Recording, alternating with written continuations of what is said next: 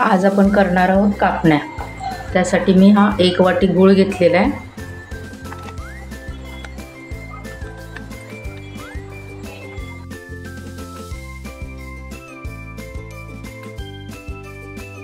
एक वाटी गूळ घेतलेला आहे, त्याच वाटीने आपण पाणी घ्यायचं, पण थोडंसं कमी घ्यायचं, पाणी पूर्ण भरून घ्यायचं नाही। आता हे मिश्रण हे सगळं आपण गरम करून घ्यायचं गॅसवर।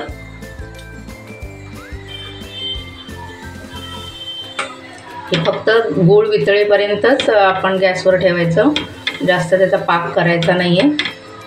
गूळ वितळला की गॅस बंद करायचा। आपला गूळ आता पूर्ण वितळलेला आहे आणि हा साधाच गूळ वापरायचा, चिक्कीचा गूळ वापरायचा नाही। घरात आपण नॉर्मल गूळ वापरतो तोच गूळ वापरायचा। आता पाणी गरम झाले, गूळ पूर्ण वितळलेला आहे।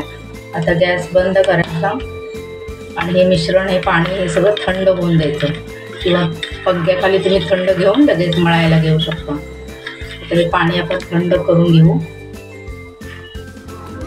आता आपण पीठ मळायला सुरुवात करूया।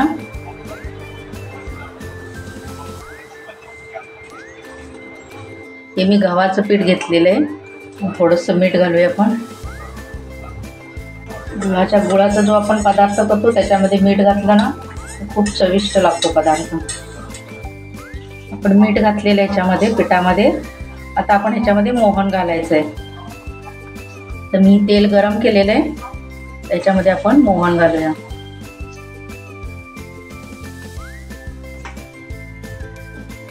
मोहन घातल्यामुळे काय होतं, कापण्या खुसखुशीत होतात।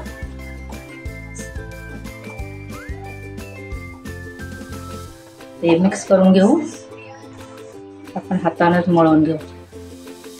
हे तेल सगळं असं पिठाला लावून घ्यायचं, पिठाला सगळं तेल लावून घ्यायचं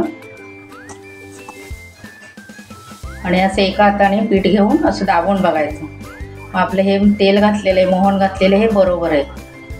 हे बघा, जसा गोळा नाही बनला तर समजायचं की आपल्याला मोहन कमी पडलेलं आहे। तर हे मोहन बरोबर झालेलं आहे। आता आपण हे गुळाचं पाणी केले ते थोडं थोडं पाणी घालायचं, गाळून घालायचं पाणी। गुळामध्ये कचरा असतो ना,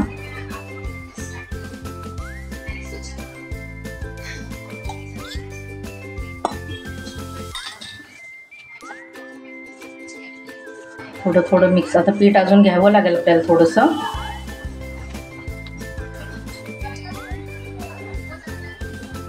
त्या पाण्यामध्ये केवढं पीठ बसेल तेवढं पीठ आपण घ्यायचं।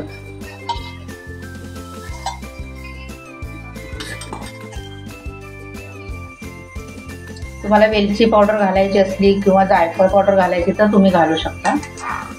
मी वापरत नाही, मला आवडत नाही कापण्यामध्ये वेलची पावडर, मला आवडत नाही म्हणून मी घालत नाही। हे सगळं आपण मिक्स करून याचा एक गोळा बनवून घ्यायचा। जास्त कडक पण मळायचा नाही, थोडासा तेलाचा हात लावूया। आपलं हे पीठ मळून झालेलं आहे आपलं। आता आपण त्याला 5-10 मिनिटासाठी झाकून ठेवूया।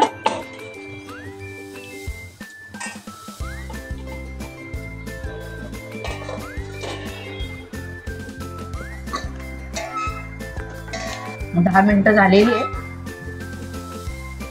आता हे पीठ आपण थोडंसं तेल लावून पुन्हा मळून घेऊया।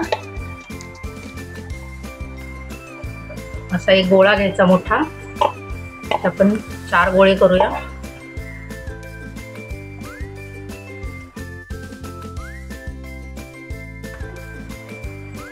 थोडंसं तेल लावूया, तेल नाही लावलं तरी चालतं, असंच लाटून घ्यायचे आपण।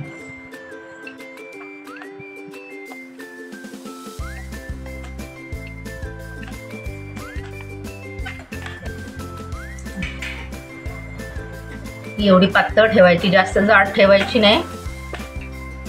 आता आपण त्याच्यावर खसखस घालूया।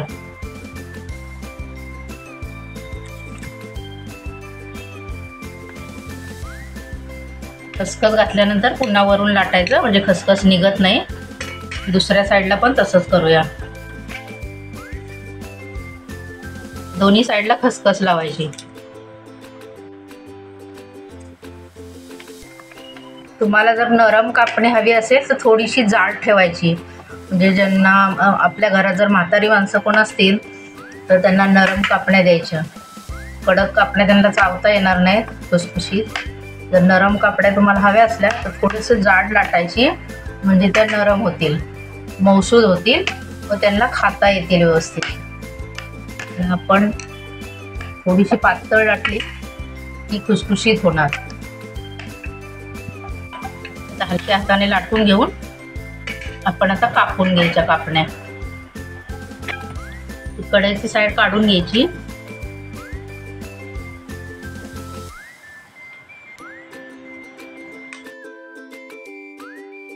तुमच्याकडे ही कापण्या कापायची फिरकी जर नसेल तर तुम्ही सुरीनं पण कापू शकता, पण यांनी काय होतं जरा डिझाईन चांगली दिसते ना, म्हणून ही फिरकीने कापायचं आणि असं कापण्याचा आकार द्यायचा.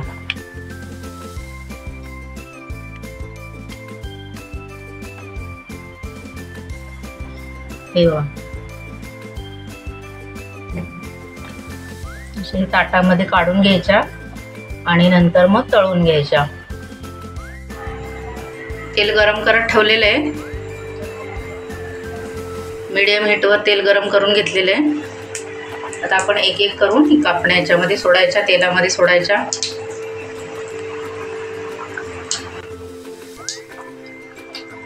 जास्त कडक तेल करायचं नाही तर करपून जातील.